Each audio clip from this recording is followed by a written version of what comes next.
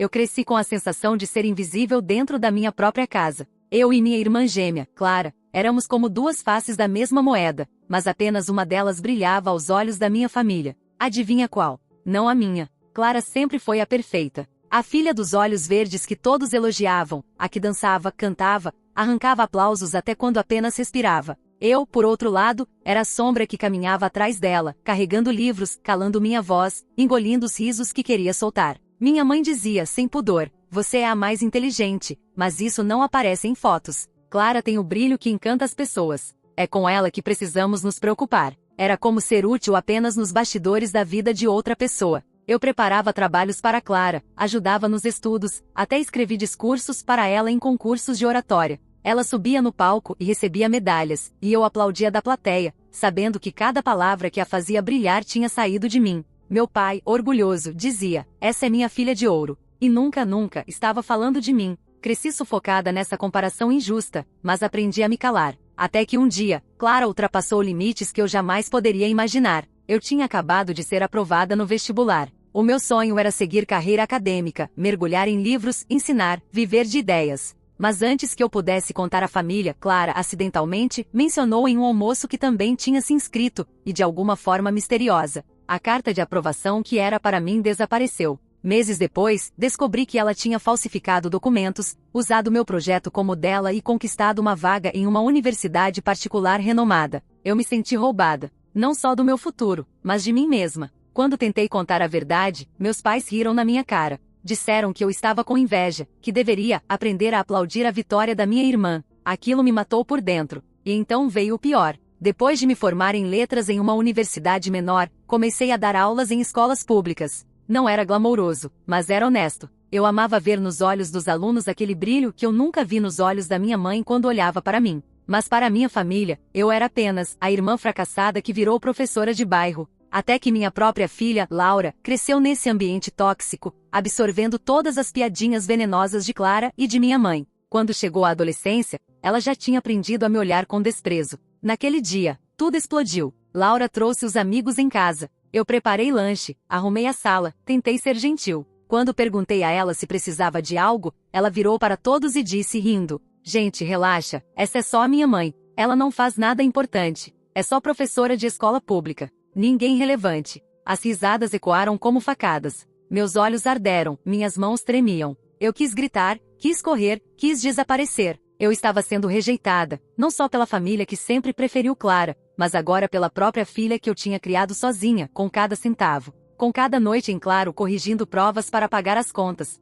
E eu me calei. Mas por dentro, algo que estava morto em mim começou a se mexer. Uma mistura de dor e raiva me empurrou para fora do poço em que eu tinha me enterrado. Eu sabia que precisava reconstruir minha vida de um jeito que eles nunca mais pudessem ignorar. Foi nesse momento que recebi um e-mail que mudou tudo. Uma universidade federal, reconhecida internacionalmente, tinha encontrado artigos meus publicados anonimamente em revistas acadêmicas. Eles queriam que eu desse uma palestra. Eu reli aquela mensagem tantas vezes que meus olhos doíam. Era como se, finalmente, alguém tivesse enxergado a parte de mim que sempre foi sufocada. Mas eu não podia imaginar que Clara estava de olho. Antes do evento, recebi uma ligação anônima. Voz distorcida, respiração pesada. Você não vai chegar lá. Esse palco não é seu. Se insistir, vai se arrepender. Eu tremi. Suspense se espalhou pelo meu corpo. Não sabia se era uma ameaça vazia ou se alguém realmente queria me calar. Naquela noite, acordei com o cheiro de fumaça. Corri para a cozinha. O fogão estava ligado, e o pano de prato em cima começava a pegar fogo. A sabotagem tinha começado. Meu coração disparou. Clara! Só podia ser ela. Mas como provar? Quem acreditaria em mim, a irmã ressentida, contra a filha de ouro, que todos amavam? Foi ali que percebi, se eu recuasse, se eu deixasse o medo me dominar, eu confirmaria a narrativa deles. Que eu era ninguém. Que meu lugar era nas sombras. Mas o que viria depois ninguém estava preparado para ver. Depois daquela noite em que quase perdi a casa para o fogo, eu passei dias em alerta, como um animal acuado. Dormia mal, acordava com qualquer barulho, e cada sombra parecia esconder alguém pronto para me ferir. Laura, minha filha, mal notou. Continuava no quarto, presa ao celular, rindo em chamadas com amigos. Para ela, eu era apenas o pano de fundo silencioso. Eu não tinha dúvidas, aquela sabotagem tinha o dedo da minha irmã. Clara sempre soube manipular as coisas sem deixar rastros. Desde pequenas, ela conseguia fazer com que eu fosse a culpada de tudo. Se um vaso quebrava, era porque eu deixei cair. Se ela tirava nota baixa, era porque eu não ensinei direito. Agora, adulta, ela só havia aperfeiçoado a arte de me colocar como a sombra inútil e ressentida. Mas eu tinha um problema maior: a palestra na universidade se aproximava. Era meu momento de mostrar ao mundo, e a mim mesma, que eu não era invisível. Só que a voz na ligação ecoava em minha mente: você não vai chegar lá. As semanas seguintes foram uma mistura de tensão e resistência. Eu ia dar aulas como se nada tivesse acontecido, sorria para meus alunos, mas dentro de mim havia um nó de medo. Às vezes, sentia o cheiro de perfume de Clara em lugares que não faziam sentido, como se ela tivesse estado ali. Outras vezes, chegava em casa e encontrava coisas fora do lugar. Ninguém acreditaria se eu contasse. Até Laura zombaria. Certa noite, encontrei meu pneu rasgado na garagem. A faca ainda estava caída ao lado, como um aviso. Eu tremi. Meu corpo inteiro pedia para desistir, para me esconder, para aceitar a condição de sombra. Mas havia outra parte de mim que gritava: não, não dessa vez. Eu decidi ir até o fim. O dia da palestra chegou. Eu vesti minha melhor roupa, não cara, mas limpa, alinhada, escolhida com um cuidado que nunca tive comigo mesma antes. No espelho vi as marcas do cansaço, mas também algo novo: firmeza. Peguei o ônibus rumo à universidade com as mãos suando, o coração acelerado, mas com uma chama ardendo dentro de mim. Quando cheguei, quase não acreditei. O auditório era imenso, cheio de alunos, professores, jornalistas. Havia câmeras. Meu nome estava no painel luminoso.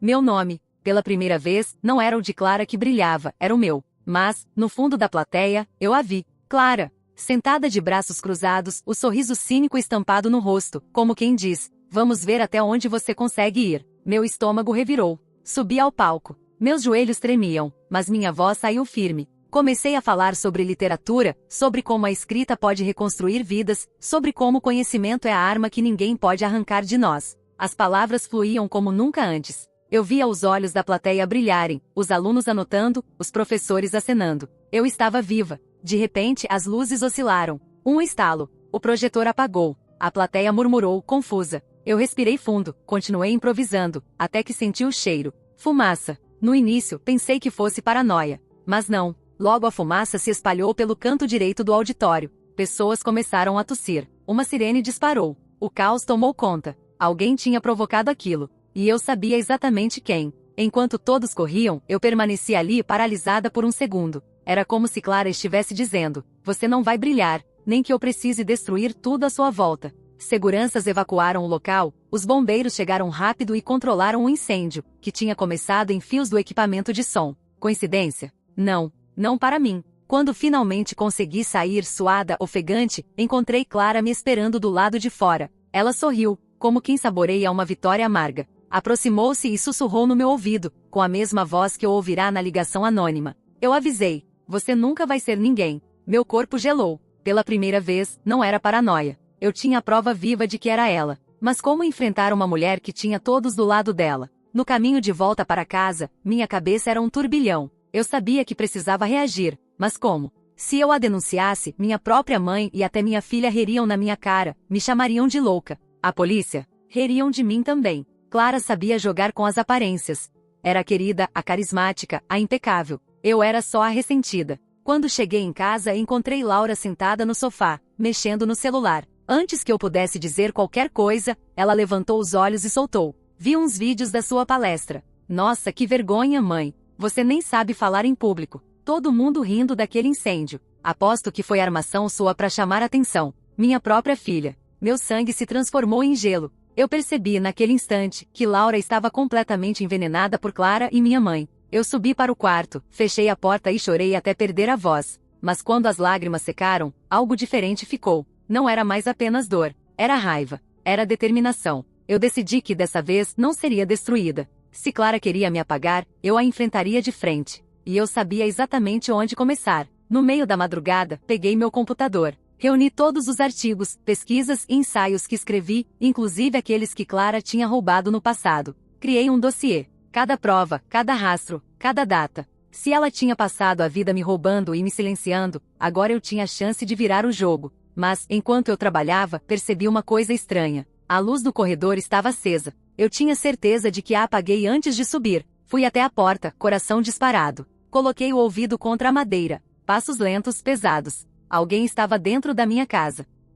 Os passos no corredor eram lentos, arrastados, como se a pessoa soubesse exatamente que estava me deixando em pânico. Meu coração batia tão forte que parecia que o som ecoava pelo quarto. Eu segurei a respiração, sem coragem de abrir a porta. Laura estava em casa, mas dormia com fones de ouvido e música alta. Se alguém realmente tivesse entrado, ela não ouviria nada. Peguei uma caneta de metal que estava na escrivaninha, a arma mais ridícula e patética que alguém poderia ter em mãos. Mas era tudo que eu tinha. Caminhei até a porta devagar, e quando finalmente tive coragem de abrir uma fresta, vi uma sombra passando pelo fim do corredor. Meu corpo inteiro congelou. Quem está aí? Minha voz saiu trêmula, quase um sussurro. Silêncio. E então, uma risada curta. Aquela risada. Clara. Ela não deveria estar ali. Não tinha como ter entrado sem que Laura percebesse, mas eu sabia. Era ela. O cheiro do perfume que ela sempre usava preencheu o ar. Doce, enjoativo, sufocante. Corri para o corredor, mas estava vazio. Todas as portas fechadas, nenhuma janela aberta.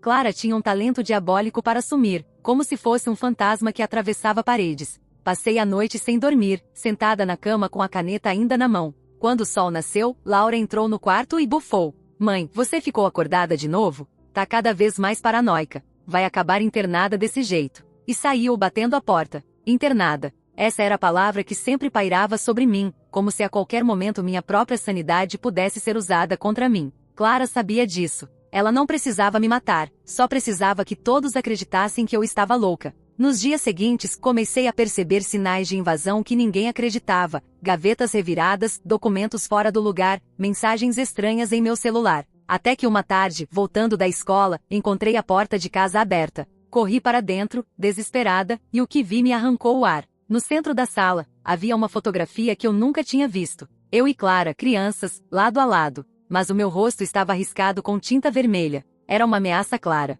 Uma declaração de guerra. Segurei a foto com as mãos tremendo. Era como se Clara estivesse me dizendo: você nunca deveria ter existido. Foi nesse momento que percebi, eu não podia mais enfrentar isso sozinha. Na escola, havia um professor de história, Marcos, que sempre demonstrava admiração pelo meu trabalho. Ele notava quando eu estava abatida, perguntava se eu estava bem. Resolvi arriscar. Contei a ele, entre lágrimas, tudo o que vinha acontecendo. Os artigos roubados, a palestra sabotada, as ameaças veladas, os sinais em casa. Ele ouviu em silêncio, sem rir, sem duvidar. Quando terminei, ele apenas disse: você precisa transformar isso em prova. Documentar tudo. Se ela quer te destruir, a única forma de se proteger é mostrando ao mundo quem ela realmente é. Foi como se uma luz acendesse. Eu já tinha começado meu dossiê, mas agora tinha um propósito maior: usar aquilo como arma. Passei semanas reunindo tudo. E-mails antigos, versões de artigos em meu computador com datas anteriores às publicações de Clara, gravações de chamadas suspeitas, até registros de mensagens apagadas que consegui recuperar. Cada pedaço de informação era um tijolo no muro que eu estava construindo contra ela. Mas Clara parecia sentir que eu estava me preparando. Numa sexta-feira, ao chegar em casa, encontrei Laura furiosa. Você contou pro tio Marcos que eu sou ingrata? Tá espalhando que eu não te respeito? Ela gritou, me encarando com ódio. Eu nunca disse isso, Laura. Mas você me humilhou na frente dos seus amigos. Eu não sou invisível. Ela riu fria e respondeu: pra mim, você é. Sempre foi. Aquilo me destruiu mais do que qualquer coisa. Ver minha filha me olhar com os mesmos olhos de Clara foi como morrer de novo. Mas naquela noite, algo aconteceu. Eu estava revisando os documentos no computador quando ouvi um clique metálico na janela da sala. Corri até lá. A cortina se mexia com o vento, e no peitoril havia algo que não deveria estar ali, um frasco pequeno de vidro. Quando abri, senti o cheiro forte de querosene. Meu corpo inteiro gelou. Clara tinha estado ali de novo, preparando outro acidente. Talvez, da próxima vez, o incêndio não fosse controlado tão rápido. Eu desabei no chão. As lágrimas vieram como uma tempestade. Mas junto delas, uma decisão. Eu não podia mais esperar. Clara não ia parar até me destruir completamente. No dia seguinte, levei o dossiê a Marcos. Ele ficou em choque com as provas. E isso é sério. Você precisa levar adiante. Eu conheço uma jornalista que pode te ajudar. Se essa história vier à tona, ninguém poderá ignorar. A esperança brilhou em mim por um instante. Mas também o medo. Se Clara descobrisse que eu estava prestes a expor tudo, ela se tornaria ainda mais perigosa. Naquela noite, enquanto Laura dormia, eu preparei uma mala pequena. Coloquei documentos, o dossiê, algumas roupas. Eu não sabia se precisaria fugir, mas sabia que algo estava prestes a acontecer. E aconteceu. Às 3 da manhã, acordei com o barulho de vidro quebrando. Desci correndo. No chão da sala, entre estilhaços, havia uma garrafa quebrada. Do gargalo ainda escorria gasolina. E no meio do caos, um pedaço de pano enrolado em um fósforo queimado. Era uma bomba caseira. Clara tinha dado o próximo passo. Corri até a janela e vi apenas um carro se afastando, as lanternas vermelhas cortando a noite. Eu sabia que era ela. Meu corpo inteiro tremia. Eu mal conseguia respirar. Mas, no meio do terror, uma certeza me tomou. Clara não ia parar até me apagar do mundo. E se eu quisesse sobreviver, teria que lutar como nunca lutei antes. Eu fechei os olhos, respirei fundo e disse a mim mesma: ela quer guerra. Então guerra ela terá. Na manhã seguinte, recebi uma ligação inesperada. Não era Marcos, não era jornalista. Era alguém da própria universidade. Queriam me oferecer não só uma palestra, mas um cargo de professora convidada. Meu coração disparou. A chance da minha vida estava ali, finalmente. Mas eu sabia, se Clara descobrisse, ela faria de tudo para me impedir. E pela primeira vez, eu pensei, talvez dessa vez quem precise desaparecer não seja eu. Quando desliguei o telefone da universidade, minhas mãos estavam suando tanto que mal consegui segurar o aparelho. Professora convidada. O cargo que eu sempre sonhei, que parecia inalcançável, finalmente estava diante de mim. Mas junto com a alegria, veio a lembrança do olhar de Clara na plateia, seu sussurro venenoso: você nunca vai ser ninguém. Se ela soubesse da oferta, eu tinha certeza absoluta, não mediria esforços para me destruir de vez. Passei o resto da manhã em silêncio, encarando os papéis do dossiê sobre a mesa. Parte de mim queria correr direto para a polícia, para a imprensa, expor Clara como a cobra que sempre foi. Mas outra parte, a que ainda carregava anos de rejeição, humilhação e silenciamento, tinha medo. Medo de que ninguém acreditasse. Medo de que, mais uma vez, eu fosse pintada como a irmã invejosa e desequilibrada. O que me segurou foi pensar nos meus alunos. Aqueles que olhavam para mim com olhos brilhando quando eu falava de livros, que me viam não como sombra de ninguém, mas como alguém que lhes abria portas. Talvez, só talvez, esse cargo fosse a chance de ser vista não como a gêmea esquecida, mas como eu mesma. Naquela noite, Marcos veio até minha casa. Ele trouxe empadas de frango e um olhar preocupado. Eu mostrei a ele a garrafa quebrada, os estilhaços ainda no canto da sala. Isso é sério, ele disse, a voz grave. Você não pode mais ficar aqui. Clara ultrapassou qualquer limite. E o que eu vou fazer? Fugir? Deixar que ela vença mais uma vez? Retruquei, sentindo a raiva subir pela garganta. Não, eu não vou ceder. Ele segurou minha mão firme. Então, precisamos ser mais inteligentes do que ela. As palavras dele ecoaram em mim. Ser mais inteligente. Era isso que eu tinha. Clara podia ter charme, manipulação, gente aplaudindo suas mentiras. Mas eu tinha algo que ela nunca conseguiu roubar de verdade, minha mente. Decidi aceitar oficialmente o cargo na universidade. Enviei a resposta por e-mail, coração disparado, e para minha surpresa, em menos de uma hora recebi uma ligação confirmando a data da minha primeira aula magna. Eu estava em êxtase e em pânico ao mesmo tempo. Laura, como sempre, não compartilhou da minha alegria. Quando contei, ela apenas revirou os olhos. Grande coisa, mãe. Uma universidadezinha qualquer chamando você só porque ninguém melhor quis. O desprezo dela me cortava mais fundo do que qualquer golpe de Clara. Eu tinha criado minha filha com tudo o que pude dar, mas ela preferia ver em mim a mulher fracassada que todos sempre pintaram. Eu tentei não deixar que isso me destruísse. Coloquei todas as minhas forças na preparação para a aula. Passei noites em claro, revisando textos, preparando slides, ensaiando frente ao espelho. Não era apenas uma aula, era minha redenção. Mas Clara não ia permitir. 2 dias antes do evento, recebi uma mensagem anônima no celular. Uma foto. Eu dormindo na minha própria cama. Quase vomitei de tanto pavor. Minhas mãos tremiam tanto que mal consegui segurar o telefone. Alguém tinha entrado na minha casa enquanto eu dormia. E não era alguém. Eu sabia quem. Clara estava me vigiando de perto, como uma caçadora à espreita da presa. Corri até o quarto de Laura, desesperada. Ela estava deitada, mexendo no celular. Mostrei a foto, esperando qualquer reação. Mas ela apenas deu de ombros. Mãe, você deve ter mandado essa foto para si mesma. Tá ficando doida. O desprezo no olhar dela foi o golpe final. Minha filha não acreditava em mim. Eu estava completamente sozinha. Naquela madrugada, não consegui dormir. Fiquei sentada na sala, a mala pronta ao lado, esperando que a porta se abrisse a qualquer momento. Mas não abriu. O silêncio era quase ensurdecedor. No dia seguinte, Marcos me levou até a universidade para ensaiar no auditório. Enquanto eu falava, via nos olhos dele algo que não via em ninguém há muito tempo: fé. Ele acreditava em mim, mais do que eu mesma acreditava. Você vai calar a boca de todos eles, disse, sorrindo. É inclusive da sua irmã. Mas ele não sabia até que ponto Clara estava disposta a ir. Na véspera da aula magna, enquanto eu ajustava meu material, recebi um envelope por baixo da porta. Não havia remetente. Dentro, apenas uma folha com uma frase escrita à mão. Se subir nesse palco, não desce viva. Senti o chão sumir sob meus pés. Meu corpo inteiro tremeu. Não era mais ameaça velada. Era sentença. Clara não estava jogando. Ela queria me matar.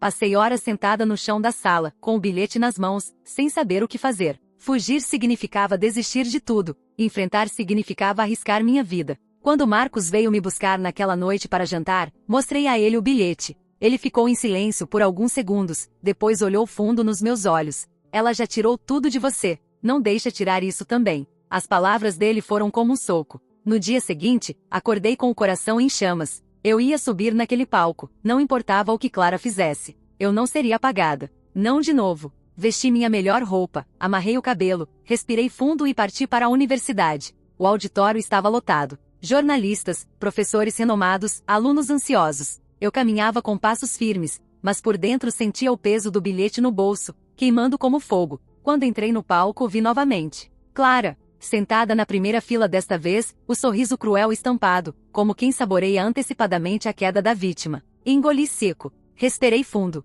e comecei a falar. As palavras saíam fortes, claras, como se eu tivesse guardado aquela voz por toda a vida. Eu falava de literatura, de resistência, da força de quem escreve mesmo quando ninguém lê. E pela primeira vez, não senti medo, eu senti poder. A plateia estava hipnotizada. Eu via olhares emocionados, vi cabeças acenando, ouvi aplausos no meio da fala. E então, de repente, vi Clara se levantar. Ela começou a caminhar em minha direção. E naquele instante, eu soube, algo estava prestes a acontecer. Clara caminhava em minha direção com passos calculados, os olhos fixos nos meus, como uma predadora que finalmente encurralou a presa. O auditório inteiro parecia ter sumido, só existia ela. Por um instante, pensei que fosse me atacar ali, na frente de todos. Mas então percebi, Clara não precisava me tocar. Bastava uma palavra, uma acusação, para me destruir diante de tantas testemunhas. Essa mulher é uma farsa. Ela gritou, interrompendo minha fala. Tudo que ela está dizendo foi roubado de mim. O silêncio se espalhou pela plateia como um golpe. Eu vi os olhares de dúvida, senti o coração disparar. Mas dessa vez, eu estava preparada. Olhei nos olhos dela e com a voz firme respondi. Não, Clara. Durante toda a vida, você roubou o que era meu. Minhas ideias, meus textos, meu espaço. Mas hoje, finalmente, eu trouxe provas. Ergui a pasta que havia deixado sobre a mesa. Dentro dela, todos os documentos, datas, artigos assinados por mim anos antes. Projetei os arquivos na tela gigante atrás de mim, as assinaturas digitais, os registros em meu computador, até os rascunhos com minha letra.